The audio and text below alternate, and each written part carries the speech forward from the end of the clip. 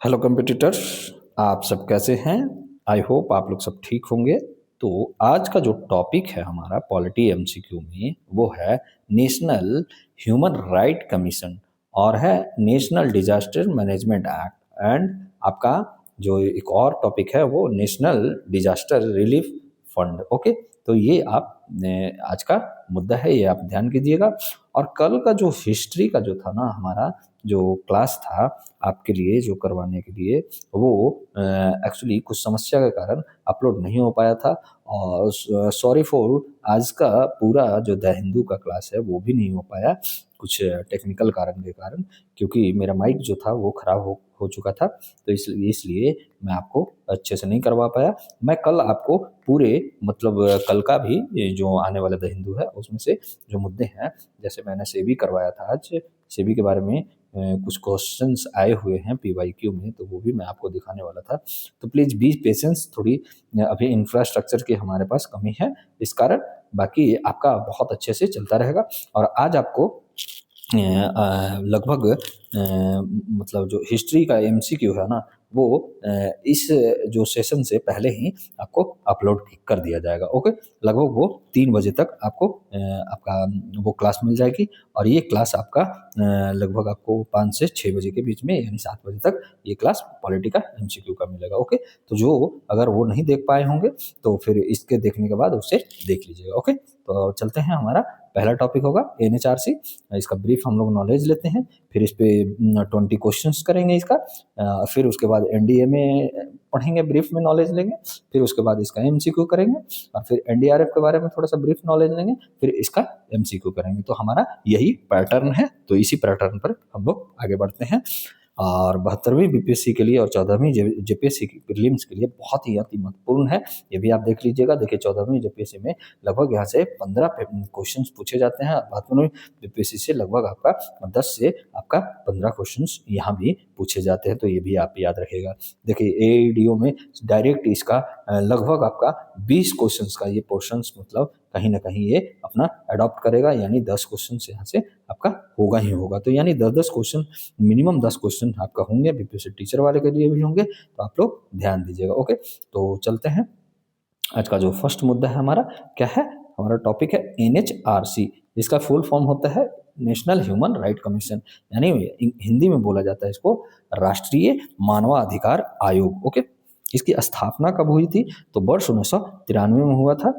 किसके तहत हुआ था? Protection of human rights act 1993 के तहत ये हुआ था। यानी अगर ये एक्ट के माध्यम से हुआ, इतने दिन से अगर जो भी लर्नर हमारे साथ जुड़े होंगे तो उनको पता चल गया होगा कि जो भी कानून द्वारा लाया जा रहा है तो वो कैसी संस्था होगा, यानी एक वैधानिक संस्था होगा। ठीक है, तो ये कौन सा संस्था है? आपका वैधानिक है, ना कि ये संवैधानिक है। तो ये संस्था वैधानिक है क्योंकि protection of human rights act 1993 के तहत इसका स्थापना हुआ है। उद्देश्य क्या है? भारत में मानवाधिकारों की रक्षा और संरक्षण करना। मानवाधिकार का अर्थ क्या होता है, ये आपका देखिए लक्ष्मीकांत जो हमारा सोर्स है उसी के अनुसार हम लोग बता रहे हैं, आपको पढ़ाया जा रहा है कि मानवाधिकार क्या होता है। जीवन, स्वतंत्रता, समानता और गरिमा से संबंधित अधिकारों जो संविधान एवं अंतर्राष्ट्रीय संधियों से प्राप्त होता है उसी को क्या कहा जाता है? आपका मानवाधिकार कहलाता है। तो आप याद रखिएगा। देखिए आयोग की जो मानव ये अधिकार आयोग जो है उसका संरचना यानी कंपोजिशन क्या है उसके बारे में थोड़ा सा हम लोग जानकारी लेते हैं। तो इसमें क्या होता है, टोटल आपका एनएचआरसी में कुल 5 सदस्य होते हैं, जिसका पद और विवरण के बारे में हम लोग थोड़ा सा जानते हैं। तो देखिए पद अध्यक्ष होता है, जो कौन होता है? अध्यक्ष जो होगा भारत के पूर्व मुख्य न्यायाधीश होगा, यानी retire chief justice of India होगा। तो ये आप याद रखिएगा। ये आपको अति महत्वपूर्ण ये सेंटेंस है इसके लिए कि अध्यक्ष कौन होता है? तो भारत के पूर्व मुख्य न्यायाधीश होते हैं। फिर एक सदस्य होते हैं जो क्या होंगे? आपका जो आपका सुप्रीम कोर्ट के न्यायाधीश होंगे। एक और सदस्य होंगे जो क्या होंगे? आपका हाई कोर्ट का मुख्य न्यायाधीश होंगे। मतलब प्लस एक भारत के पूर्व मुख्यमंत्री, सॉरी पूर्व मुख्य न्यायाधीश और एक और जो होगा 1+1 आपका सुप्रीम कोर्ट के न्यायाधीश होंगे और हाई कोर्ट के न्यायाधीश होंगे एक सदस्य, यानी 3 इधर हो गया। और आपका 2 सदस्य जो होगा मानवाधिकार क्षेत्र के विशेषज्ञ होंगे, यानी टोटल जो होंगे आपका 5 सदस्य होंगे, ठीक है। तो आप याद रखिएगा एनएचआरसी में कुल कितने सदस्य होते हैं, तो ये 5 सदस्य होते हैं, क्योंकि ये याद रखने योग्य बातें हैं। और जो इनके अध्यक्ष होंगे भारत के पूर्व मुख्य न्यायाधीश होंगे, तो ये आप याद रखिएगा जो retired chief justice of India होंगे। अगला जो और क्या कह रहा है हमारा कि इसके अलावा भी जो 5 सदस्य हैं ना, इसके अलावा भी सदस्य होते हैं जो एक्स ऑफिशियो यानी पदेन अध्यक्ष, जैसे एनएचआरसी में क्या होता है कि राष्ट्रीय जो महिला आयोग होता है। देखिए अभी हमारा टॉपिक जो है ना आपका ये नेशनल वुमेन कमीशन बचा हुआ है, आपका ये एससी आयोग करवा दिया, एसटी आयोग करवा दिया और ओबीसी आयोग भी अभी बचा हुआ है। तो ये दोनों हमारा बचा हुआ है। और एक प्रेशर जो है, दबाव समूह जो जिसको बोला जाता है प्रेशर ग्रुप, वो हमारा बचा हुआ है और लैंग्वेज बचा हुआ है। ये कुछ टॉपिक अभी 1-2 टॉपिक और बचे हुए, 2-3 टॉपिक जो लगभग आपको 2 क्लास में पूरी मैं करवा दूंगा। तो आज ये मान लीजिए कि 3 दिन और ये क्लास चलेगी, 2 या 3 दिन आपको पूरी तरह से पूरी पॉलिटी एमसीक्यू के माध्यम से मैं खत्म करवाया जो आपका प्रतिबद्ध था। देखिए मेरा एनसीईआरटी का जो बैच है ना अभी रुका हुआ है कुछ कारण की वजह से। मैं एनसीईआरटी भी आपको पूरा ही करवाऊंगा, ये भी याद रखिएगा। एनसीईआरटी ज्योग्राफी जो अभी पूरा नहीं हो पाया है वो लगभग आपको 30 जनवरी से या आपका 31 जनवरी से वो मैं आपका स्टार्ट करूंगा। तो जो भी लर्नर आप में एनसीईआरटी जिनको भी अच्छा लग रहा होगा या पढ़ रहे होंगे तो थोड़ा सा वेट कीजिएगा, मैं आप लोग के लिए जो मैं बोल रहा हूँ वो पूरा करवाऊंगा, ठीक है। आज से आपका हिस्ट्री का जो है वैसे जैसे पॉलिटी का एमसीक्यू चल रहा था टॉपिक वाइज, वैसे ही आपका हिस्ट्री का भी आपका करवाया जाएगा। और मेनली फोकस जो है ना आपका 72वीं बीपीएससी और 14वीं जो जेपीएससी जो 8 मार्च होने वाला है उसके लिए है, और आपका बीपीएससी एईडीओ के लिए ये मेनली फोकस है। तो प्लीज़ जो भी गाइस हैं आप लोग साथ में आइए, इतने हम लोग से जुड़िए और इतने एक छोटा सा सब्सक्राइब का हम लोग का लक्ष्य है। जो भी स्टूडेंट 1 के हमारे स्टूडेंट जो सब्सक्राइबर पहले होंगे उनको हमारे तरफ से बैप्स एकेडमी फैमिली की तरफ से क्या होगा स्टडी गिफ्ट दिया जाएगा। तो आप लोग के लिए गिफ्ट सोचा गया है, वो रिवील मैं अभी नहीं करूँगा, वो रिवील मैं आपको जब आप लोग के लिए जब 1 के हमारा सब्सक्राइबर हो जाएगा तब करूँगा। और बाई फेस हम लोग फिर आएंगे बहुत जल्द ही। आप लोग जल्दी से 1K का सब्सक्राइबर कीजिए प्लीज़, आपसे रिक्वेस्ट है लर्नर, ठीक है।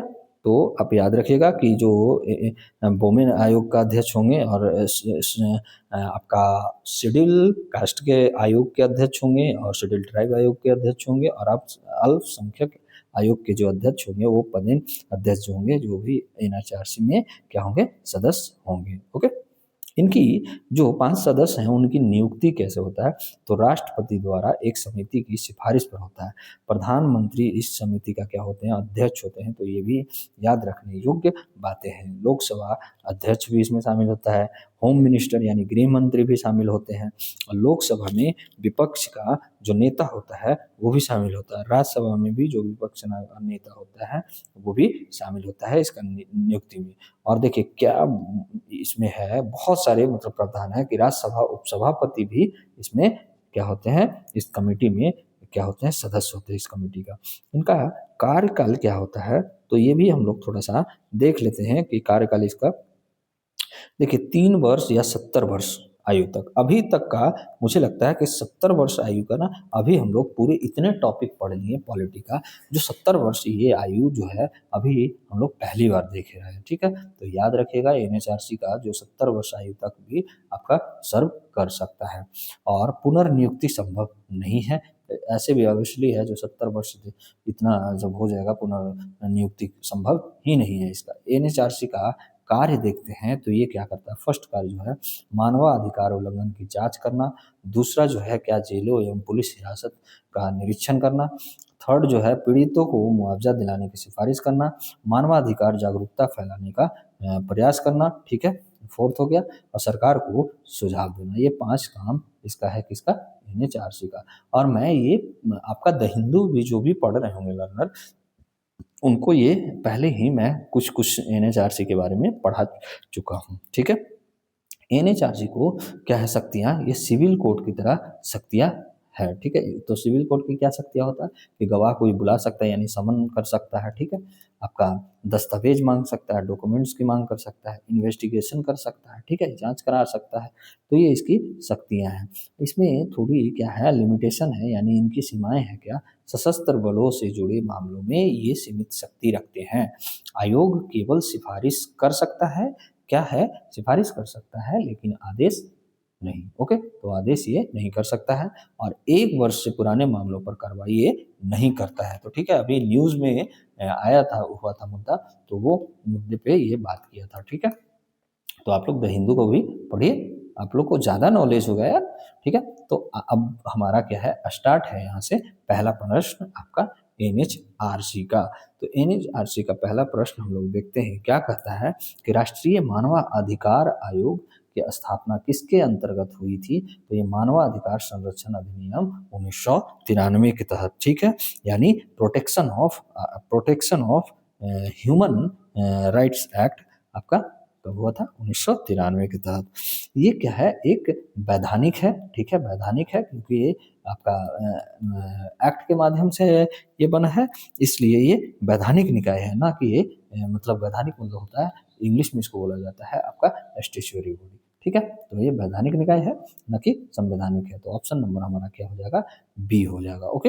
अगला जो हमारा प्रश्न चलते हैं, अगला प्रश्न क्या कह रहा है कि आपका एनएचआरसी के अध्यक्ष बनने के लिए कौन योग्य होता है। तो कौन आपका योग्य होता है, तो भारत के पूर्व मुख्य न्यायाधीश जो होते हैं ना, वही होते हैं। इनकी नियुक्ति कैसे होते हैं, तो राष्ट्रपति द्वारा होती है, ठीक है, राष्ट्रपति द्वारा होता है। एक एक समिति होता है, समिति गठन होता है, जिसका अध्यक्ष जो होते हैं, चेयर कौन करते हैं, आपका पीएम करते हैं। इसमें सदस्य कौन और होते हैं, आपका लोकसभा का अध्यक्ष हो गया आपका सदस्य, और आपका राज्यसभा का अध्यक्ष हो गया, ठीक है, आपका राज्यसभा का उपसभापति हो गया।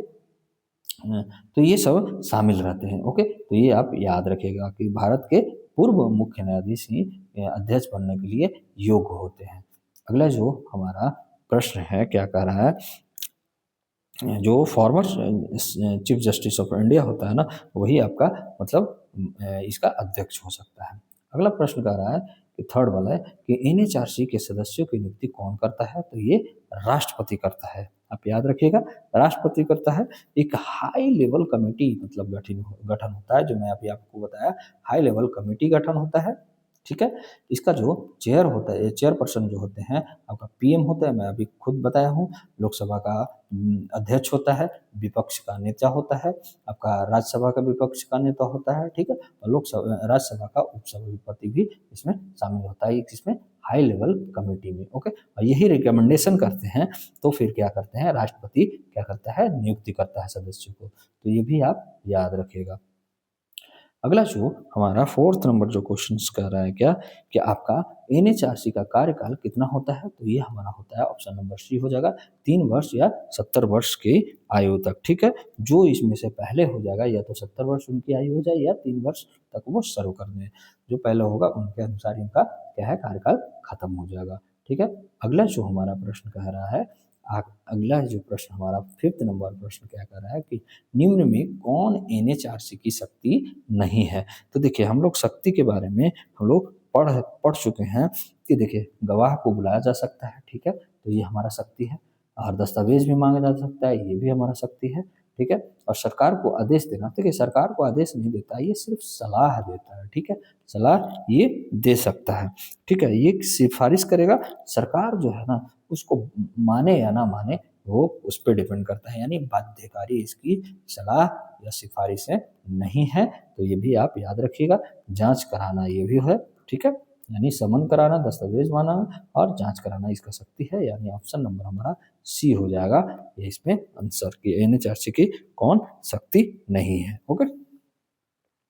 अगला जो हमारा प्रश्न कह रहा है कि एनएचआरसी किस प्रकार का निकाय है। तो ये कौन सा है, हमारा स्टैट्यूटरी बॉडी है। क्यों, क्योंकि जो प्रोटेक्शन एक्ट जो आया था ना, प्रोटेक्शन एक्ट, प्रोटेक्शन, ठीक है, जो आपका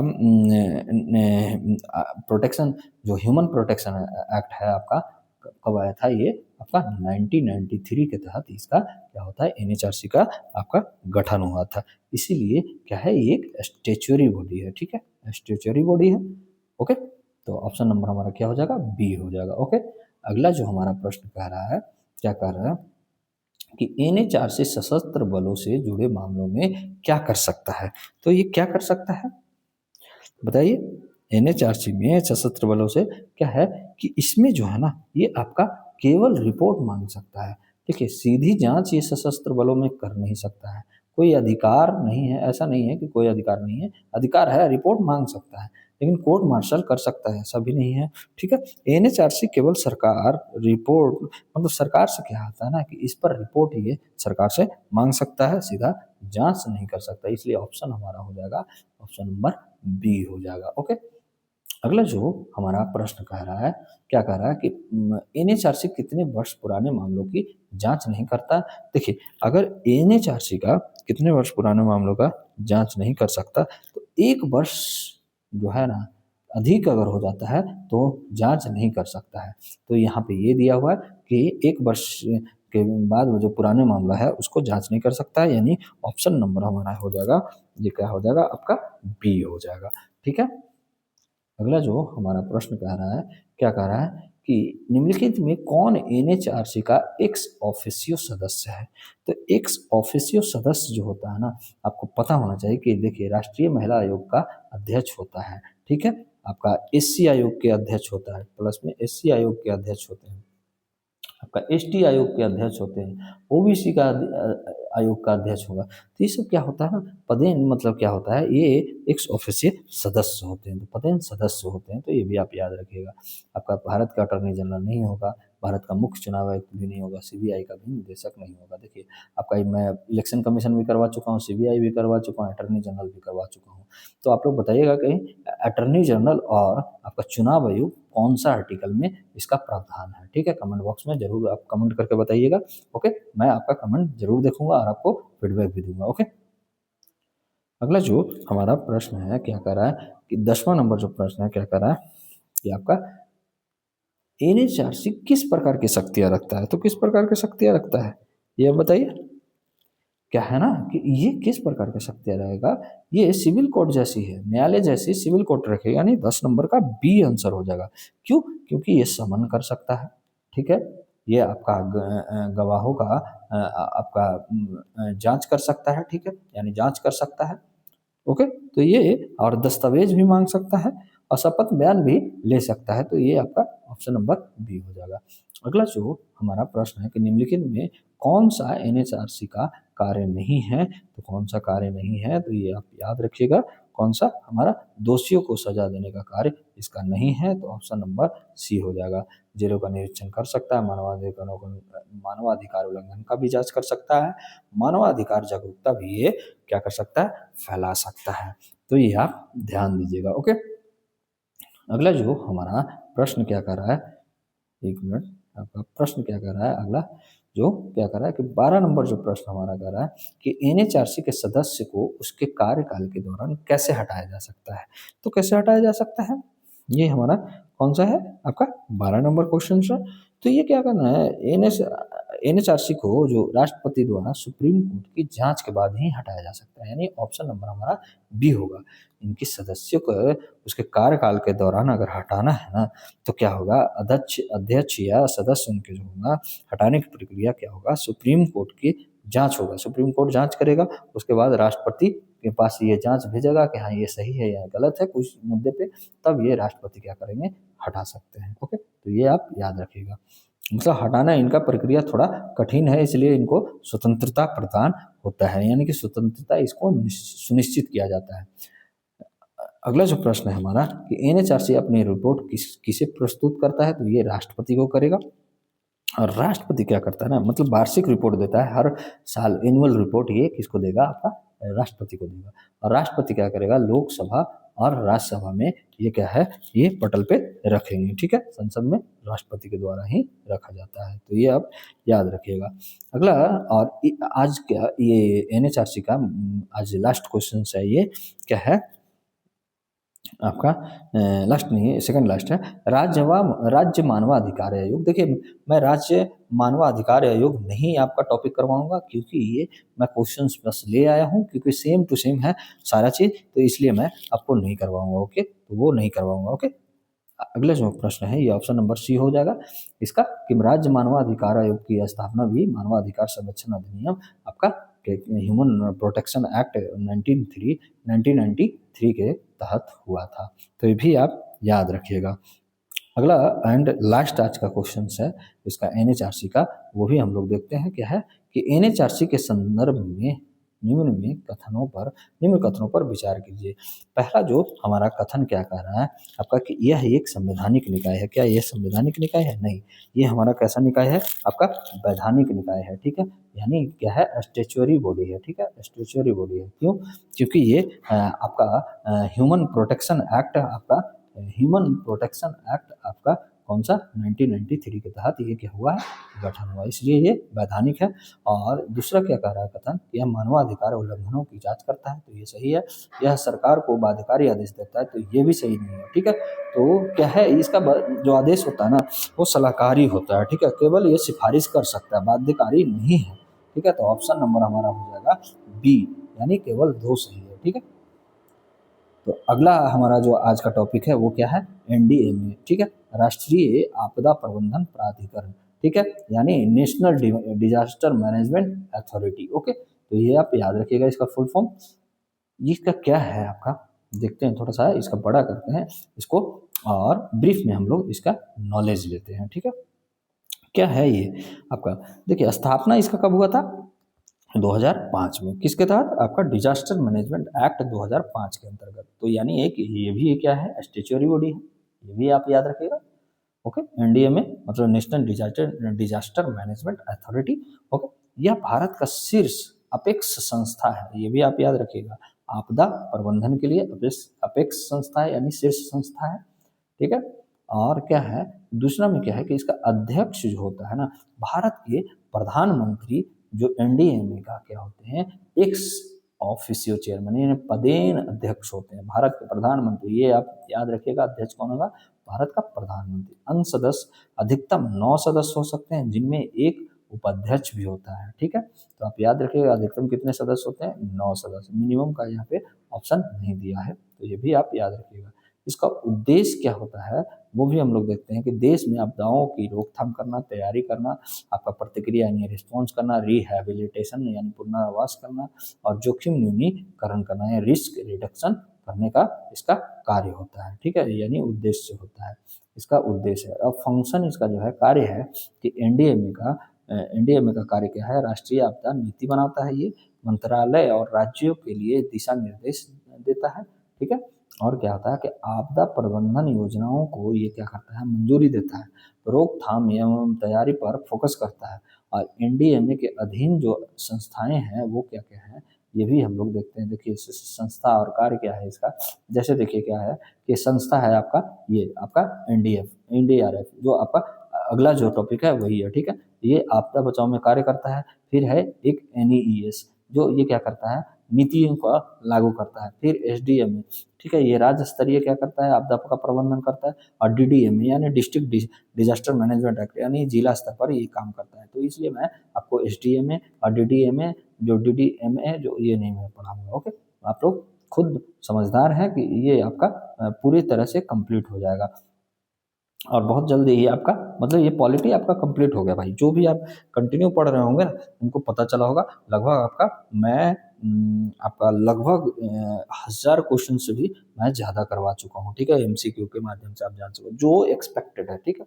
राष्ट्रीय आपदा प्रतिक्रिया बल एनडीआरएफ जो होता है आपका 2006 में गठित हुआ था। आपदा के समय रेस्क्यू और राहत कार्य करता है, एनडीएमए के नियंत्रण में होता है, ठीक है। एनडीएमए का महत्व क्या होता है, तो एनडीएमए जो होता है भारत को क्या करता है, रिलीफ बेस्ड अप्रोच से हटकर प्री प्रिपेयर्डनेस जो है बेस्ट डिजास्टर मैनेजमेंट की ओर ले जाता है, तो ये इसका उद्देश्य होता है। ठीक है, अगला जो हमारा क्या होगा कि अब यहाँ से हमारा क्या होगा, अब हम जो एनडीएमए का क्वेश्चन आंसर करेंगे। ठीक है, तो स्टार्ट हो जाइए। ठीक है, स्टार्ट करते हैं हम लोग। आप लोग शुरू, आप लोग ध्यान दीजिएगा, करते हैं। और ठीक है, उससे बढ़ने से पहले एक और चीज़ है कि आप लोग 1K का सब्सक्राइबर है का मुहिम है यार, थोड़ा मोटिवेट हम लोग का होता है। और आपको भी इस चीज़ से फ़ायदा है कि जो भी बच्चे पहले हमारा जो 1000 जो भी विनर बनेंगे, उनका क्या होगा, उनके लिए क्या होगा, एक विनर उनको घोषित किया जाएगा और प्लस में उनको स्टडी गिफ्ट दिया जाएगा। ठीक है, तो ये आप याद रखिएगा और इसे सब्सक्राइब कीजिए, लोगों के साथ में जुड़िए। आप लोग के लिए बहुत अच्छे से हम लोग बहुत अच्छे से फाउंडेशन कोर्स भी मैं क्रिएट कर रहा हूँ, उसी पे काम किया जा रहा है। ठीक है, आप लोग ये याद रखिएगा। तो चलते हैं एनडीएमए का पहला प्रश्न। एनडीएमए की स्थापना किस अधिनियम के तहत हुआ था? तो किस अधिनियम के तहत हुई थी ये आपको बताना है। तो ऑप्शन नंबर हमारा बी हो जाएगा, आपदा प्रबंधन अधिनियम 2005 के तहत। ठीक है, एनडीएमए की स्थापना जो हुआ था, डिजास्टर मैनेजमेंट एक्ट जो 2005 का आया था ना, उसी के अंतर्गत ये क्या बना था, एनडीएमए का स्थापना हुआ था। ठीक है, यानी भारत का मुख्य आपदा प्रबंधन कानून है ये, कौन सा, एनडीएमए। ओके, अगला जो हमारा प्रश्न है क्या कर रहा है कि एनडीएमए का अध्यक्ष कौन होता है? तो हमें पता है कि एनडीएमए का अध्यक्ष जो होता है ना, हमारा प्रधानमंत्री होते हैं। ठीक है, एक्स एक्स ऑफिसियो जो होते हैं, यानी एक्स ऑफिसियो जो होते हैं आपका, ये चेयरमैन होते हैं, कौन, प्रधानमंत्री। ओके, तो ये भी आप याद रखिएगा, यानी प्रधान आपका अध्यक्ष होते हैं। और अधिकतम जो इनका सदस्य होगा 9 होगा, ये भी आप याद रखिएगा, अधिकतम जो होगा 9 होगा, ये आप याद रखिएगा। अगला जो हमारा प्रश्न कह रहा है, प्रश्न नंबर 3 कि निम्न में कौन एनडीएमए का मुख्य कार्य है? ठीक है, तो कौन काम कार्य है? नीति एवं निर्देश बनाना। ठीक है, नीति एवं निर्देश बनाना है। ठीक है, एनडीएमए जो है क्या करता है, पॉलिसी मेकिंग का काम करता है और गाइडलाइंस बनाता है। ठीक है, यानी पॉलिसी मेकिंग भी कर किया और आपका गाइडलाइंस भी जारी करता है, यानी गाइडलाइंस भी आपका बनाता है। तो ये आप याद रखिएगा। और बचाव कार्य इसका कौन करता है? बचाव कार्य का काम एनडीआरएफ करता है, जो अगला हमारा टॉपिक है। तो वो भी बने रहिएगा, आप लोग वो भी कीजिएगा। ठीक है, सॉरी।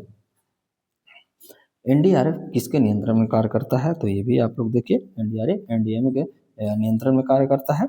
ठीक है, ये हम लोग पीछे भी पढ़ चुके थे, क्योंकि एनडीएमए के दो अधीन जो बनाया गया कानून होता है ना, एनडीआरएफ को एनडीएमए के अधीन ही बनाया गया है। ठीक है, हालांकि प्रशासनिक नियंत्रण जो होता है ना, ये गृह मंत्रालय के पास होता है, लेकिन ये बोल रहा है कि एनडीआरएफ किसके नियंत्रण में कार्य करता है, तो ये एनडीएमए के तहत होता है, यानी ऑप्शन नंबर हमारा कौन सा हो जाएगा, बी यहाँ पे सही होगा। ठीक है, अगला जो हमारा प्रश्न कह रहा है आपका 5 नंबर कि एनडीएमए का स्वरूप क्या है? तो क्या है ये क्या होगा आपका, वैधानिक निकाय है। ठीक है, ऑप्शन नंबर बी, क्योंकि यह संसद के कानून जो है, संसद एक कानून बनाया था, जिसको पता, आप पीछे भी हम लोग पढ़ गए कि नेशनल डिजास्टर मैनेजमेंट एक्ट जो बना है, एनडीएमए जो एक्ट बना आपका 2005 में, उसी के तहत ये क्या हुआ, गठन हुआ। नहीं, ये क्या है, स्टेचुअरी बॉडी है। ठीक है, तो ऑप्शन नंबर बी हमारा सही हो जाएगा। एनडीएमए का स्वरूप कैसा है, वैधानिक है। ठीक है, यहाँ पे देखिए आपका राज्य आपदा प्रबंधन प्राधिकरण जो है, उसके लिए एसडीएमए का अध्यक्ष कौन होता है? तो यहाँ पे हो जाएगा, ये मुख्यमंत्री हो जाएगा। ठीक है, मैं आपको देखिए इसलिए एसडीएमए नहीं पढ़ा रहा हूँ, क्योंकि आपको पता ही चल रहा है कि इसमें और ज़्यादा जानकारी लेने की आपको ज़रूरत नहीं है। एसडीएमए ही होता है, जो एसडीएमए का अध्यक्ष कौन होगा, आपका मुख्यमंत्री होगा। तो ये आप याद रखिएगा। ओके, अगला जो हमारा प्रश्न कह रहा है आपका 7 नंबर प्रश्न क्या कर रहा है कि क्या है कि इसमें कि एनडीएमए के संबंध में निम्न कथनों पर आप विचार करें। क्या विचार करने के लिए बोल रहा है? जो हमारा कथन है ना, पहला कह रहा है कि राष्ट्रीय आपदा नीति बनाता है। यह क्या बोलता है आपका, राष्ट्रीय आपदा नीति बनाता है, तो ये सही है हमारा फर्स्ट कथन। सेकंड क्या कह रहा है कि यह एनडीआरएफ को नियंत्रित करता है, ये भी सही है। यह मुआवजा तय करता है, मुआवजा इसका तय करने का नहीं है, मुआवजा कौन करेगा, या तो राज्य करेगा या आपका केंद्र सरकार करेगा।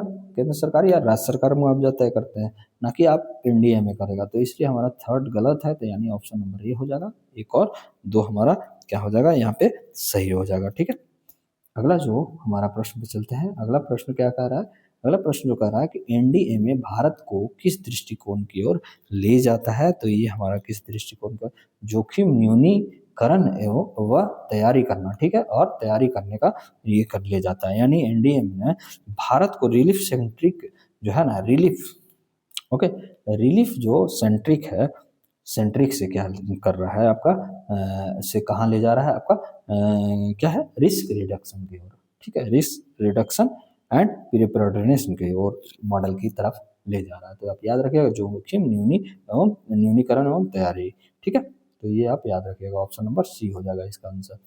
अगला जो हमारा प्रश्न है 9 नंबर क्या कर रहा है कि राष्ट्रीय कार्यकारी समिति जो है, नेशनल आपका एग्जीक्यूटिव कमेटी का अध्यक्ष कौन होता है, जो हम लोग पीछे पढ़े थे, उसका क्या आंसर होता है, कैबिनेट, ये होता है कैबिनेट सचिव होता है, यानी आपका कौन होता है, कैबिनेट सेक्रेटरी होता है, ठीक है, तो ऑप्शन नंबर सी होगा, ठीक है। और ये क्या होता है, यही जो होता है ना, एनडीएमए का क्या करता है, एनडीएमए का जो नीति होता है ना, वो लागू करता है। तो ये भी आप याद रखिएगा कि कार्यकारी समिति है, राष्ट्रीय कार्यकारी समिति ही एनडीएमए का जो नीति पॉलिसी है वो लागू करने का काम कौन करता है, आपका राष्ट्रीय कार्यकारी समिति, और जिसका अध्यक्ष होता है आपका कैबिनेट सचिव, ठीक है। अगला जो हमारा है कि क्वेश्चन है, क्या कर रहा है कि जिला आपदा प्रबंधन प्राधिकरण यानी डिस्ट्रिक्ट डिजास्टर मैनेजमेंट अथॉरिटी का अध्यक्ष कौन होता है, तो ये आपका कौन होगा, आपका ये जिला कलेक्टर होगा, यानी आपका जिला मजिस्ट्रेट, मतलब जिला कलेक्टर होगा, और जिला परिषद अध्यक्ष होंगे, यानी ऑप्शन नंबर डी हो जाएगा। तो ये भी आप याद रखिएगा, ठीक है। और जिला परिषद को चेयरमैन होता है, ठीक है ना, इसलिए ये दोनों होते हैं, को चेयरमैन होते हैं, ठीक है, को चेयरमैन होंगे, ठीक है। तो ये आप याद रखिएगा, ऑप्शन नंबर डी होगा, जिला कलेक्टर प्लस जिला परिषद अध्यक्ष होते हैं। ये कहीं ना कहीं आपका देखिए कि स्थानीय स्वशासन का भी भागीदारी अच्छे तरीके से आपको दिया जा रहा है, प्लस में यहाँ पे प्रशासनिक भी लोग काम कर रहे हैं। अगला जो हमारा प्रश्न है, क्या कर रहा है, 11 नंबर प्रश्न कर रहा है, क्या कर रहा है कि एनडीएमए की भूमिका मुख्य रूप से किस चरण में अधिक होती है, तो किस चरण में अधिक होगा, आपका आपदा से पहले जो है ना वो फोकस रहता है। एनडीएमए का प्री डिजास्टर मैनेजमेंट आपका है ना, प्री डिजास्टर, ठीक है, प्री डिजास्टर, ठीक है, मैनेजमेंट, ओके, मैनेजमेंट पर फोकस रहता है, यानी तैयारी जो है ना, तैयारी और समन जो है, तैयारी हो गया, समन हो गया, और जोखिम है उसको न्यूनीकरण करना है, मतलब कम करना है, ओके, कम से कम रिडक्शन करना है, ओके। अगला जो हमारा प्रश्न है, क्या कर रहा है कि एनडीआरएफ का मुख्य कार्य क्या है, तो ये क्या करता है एनडीआरएफ, तो ये खोज बचाव और राहत का कार्य करता है, यानी ऑप्शन नंबर सी है इसका। एनडीआरएफ के एक ऑपरेशन फोर्स है, ठीक है, इसका एक फोर्स है, ऑपरेशन फोर्स होता है, ठीक है, ऑपरेशन फोर्स होता है, जो क्या करता है, ऑपरेशन फोर्स क्या करता है आपका, ये क्या करता है काम, सर्च करने का काम करता है, रेस्क्यू करने का काम करता है, ठीक है, रेस्क्यू करने का काम करेगा, और फिर ये क्या करता है, रिलीफ करने का भी काम करता है, ठीक है। तो ये आप याद रखिएगा कि ये काम कर कर क्या करेगा, खोज बचाव और राहत का काम करेगा। अगला जो हमारा प्रश्न है, जो ये आपका राष्ट्रीय आपदा प्रतिक्रिया कोष यानी एनडीआरएफ फंड, ठीक है, तो ये नेशनल डिजास्टर रिस्पांस फंड जो है आपका क्या है, किस उद्देश्य से है, तो ये आपके याद रखिएगा, इसका जो आंसर हो जाएगा ना, आपदा के समय तत्काल सहायता के लिए, नहीं, ऑप्शन नंबर हमारा बी हो जाएगा, वो सही हो जाएगा। मतलब क्या कर रहा है ना कि आपदा जैसे है ना, उसके तुरंत बाद राहत देने के लिए जो फंड है, वो ये फंड से पैसा निकाला जाएगा, और उससे क्या है कि आपदा के बाद तुरंत राहत इससे प्रदान किया जाएगा, यानी ऑप्शन नंबर हमारा बी हो जाएगा। अगला जो हमारा प्रश्न है, आज का लास्ट प्रश्न है हमारा, क्या कह रहा है कि एनडीएमए का जो संबंध में कौन सा कथन गलत है, तो कौन सा आपका गलत है, तो ऑप्शन नंबर आपका सी है, ये सीधे राहत सामग्री वितरित करता है, नहीं, ये राहत सामग्री वितरित नहीं करता है, ये क्या करेगा ना, ये क्या करता है, ये काम जो होता है एनडीआरएफ करता है, ठीक है, एनडीआरएफ करता है, बाकी प्रधानमंत्री के नेतृत्व में कार्य करता है, ये आपका नीति बनाता है, सही है, ये एनडीएमए एक्ट 2005 के अधीन काम करता है, ठीक है। आज का लास्ट क्वेश्चन इसका, ठीक है, क्या है, एसडीएमए किसके लिए उत्तरदायी होता है, तो किसके लिए उत्तरदायी होगा, आपका राज्य सरकार के लिए होगा, यानी ऑप्शन नंबर सी हो जाएगा, ठीक है। तो सॉरी, एसडीएमए किसके लिए उत्तरदायी होता है, तो ये एनडीए में क्या होता है, ठीक है। राज्य आपदा प्राधिकरण एनडीएमए के दिशा निर्देश पर कार्य करता है, तो ये भी याद रखिएगा। एसडीएमए किसके लिए उत्तरदायी होता है, आपका एनडीएमए के, इसी के दिशा निर्देश पर ये कार्य करता है, ठीक है। अब हमारा आज का ये लास्ट क्वेश्चन था। आज का जो हमारा थर्ड टॉपिक है जो आपका एनडीआरएफ है, यानी नेशनल डिजास्टर रिलीफ आपका आपका फंड है, ठीक है। राष्ट्रीय आपदा प्रतिक्रिया नेशनल डिजास्टर रिलीफ फोर्स है, ओके। राष्ट्रीय आपदा प्रतिक्रिया बल, ओके, रिस्पॉन्स बल। नेशनल डिजास्टर जो है आपका रिस्पॉन्स फोर्स है, ठीक है। क्या है आपका, सॉरी मैं 2 बार गलत बोल दिया, national disaster response force, okay. तो आप ये नोट रखिएगा, ठीक है। नेशनल डिजास्टर रिस्पॉन्स फोर्स है, यानी राष्ट्रीय आपदा प्रतिक्रिया बल, ओके। तो देखते हैं इसका हम लोग स्थापना के कब हुआ है, तो ये हम लोग थोड़ा सा देखते हैं, ओके। तो देखिए स्थापना इसका कब हुआ है, आपका स्थापना हुआ है 2006 में हुआ, ठीक है। कौन से, किससे, डिजास्टर मैनेजमेंट एक्ट 2015 के तहत, ठीक है। उद्देश्य क्या है, आपदा के समय खोज करना, बचाव और राहत, सर्च रेस्क्यू और रिलीफ करना, ठीक है। ये नियंत्रण किसके नियंत्रण का कार्य करता है, एनडीआरएफ जो नेशनल डिजास्टर मैनेजमेंट अथॉरिटी के अधीन ये कार्य करता है। तो ये भी आप याद रखिएगा। और इसके प्रशासनिक जो नियंत्रण रहता है ना, वो गृह मंत्रालय का होता है। इसका मुख्यालय कहाँ है, आपका नई दिल्ली में है, तो ये भी आप याद रखिएगा। संगठनात्मक ढांचा कैसा है, एनडीआरएफ में कई बटालियन होता है और ये केंद्रीय सशस्त्र पुलिस बलों में से ही ली जाती है, ठीक है। जैसे मतलब आपका सीआरपीएफ हो गया, आपका बीएसएफ हो गया, सीआईएसएफ हो गया, आईटीबीपी होगा, एसएसबी होगा, इसी में से पुलिसों को मतलब जवानों को लेकर इसका एक फोर्स बनाया जाता है। और इसका कार्य क्या है, ये भी हम लोग थोड़ा सा देख लेते हैं क्या कार्य है। तो कार्य जो है हमारा, भूकंप हो गया, बाढ़ हो गया, चक्रवात हो गया, आग लग गया कहीं पे, रासायनिक रिसाव हो गया, महामारी हो गया, इनमें फंसे लोगों को बचाता है, प्राथमिकता चिकित्सा चिकित्सा प्रदान करता है, राहत सामग्री वितरण करता है, राज्य बलों को प्रशिक्षण देता है, ठीक है। और एनडीआरएफ की विशेषता क्या है, तो भारत का विशेषीकृत आपदा प्रतिक्रिया बल है ये, आधुनिक उपकरणों से ये लैस होता है, अंतर्राष्ट्रीय स्तर पर भी ये सराहनीय कार्य करता है। अब हमारा यहाँ से जो है आपका आज का प्रश्न इसका स्टार्ट है, ठीक है। तो क्या है कि एनडीआरएफ की स्थापना किस अधिनियम के अंतर्गत हुआ था, तो ये अभी हम लोग जान रहे थे, देखे थे कि आपदा प्रबंधन अधिनियम 2005। देखिए क्या होता है ना, पहले हम लोग ब्रीफ में थोड़ी नॉलेज जो लेते हैं ना, उससे क्या होता है कि आगे का क्वेश्चन हम लोग का बहुत आसान हो जाता है।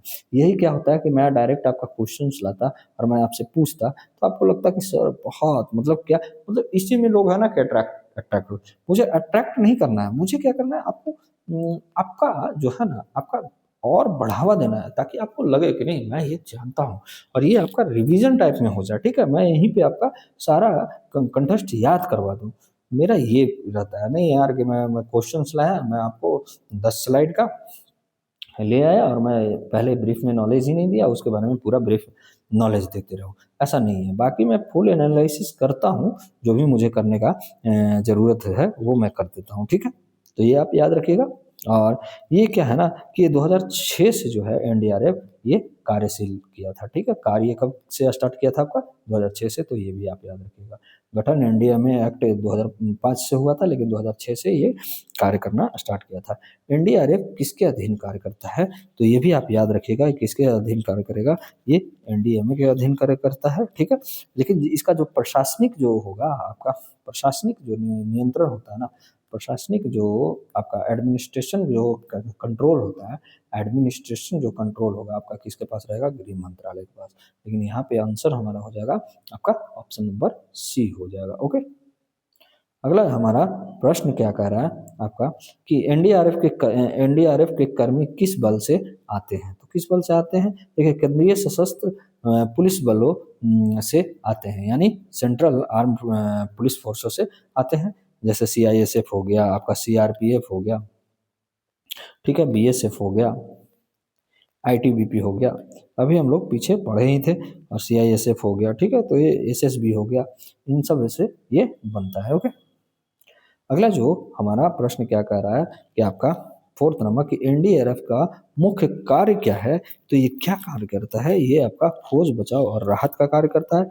एनडीआरएफ के जो बटालियन होते हैं ना, ये क्या करते हैं कि एनडीआरएफ एक ऑपरेशनल फोर्स है, ठीक है, ये फोर्स होता है ऑपरेशनल फोर्स, जिसका काम ही है सर्च सर्च करना, रेस्क्यू करना, रिलीफ करना, ठीक है, रिलीफ देना। ओके, तो ये इसका काम है, यानी ऑप्शन नंबर हमारा सी हो जाएगा, सही हो जाएगा। ओके, अगला जो हमारा प्रश्न चलते हैं, क्या कह रहा है कि आपका 5 नंबर प्रश्न, क्या एनडीआरएफ किस प्रकार की आपदाओं में कार्य करता है, तो ये क्या करता है ना, ये जो है ना कि आपका ये दोनों तरह का कार्य करता है, केवल प्राकृतिक ही नहीं, केवल मानव निर्दय, ये दोनों का कार्य करता है।